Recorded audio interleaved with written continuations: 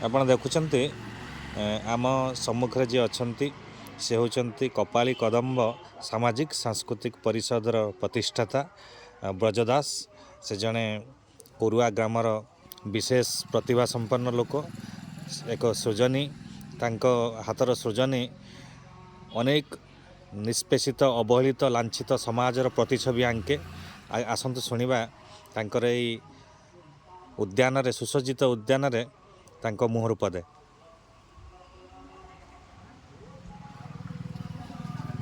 ସମସ୍ତଙ୍କୁ ଧନ୍ୟବାଦ।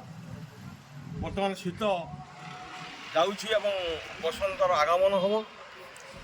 ଏହି ପରିପ୍ରେକ୍ଷୀରେ ଶୀତକୁ ନେଇ ଗୋଟେ କବିତା ମୁଁ ଆବୃତ୍ତି କରିବାକୁ ଚାହୁଁଛି।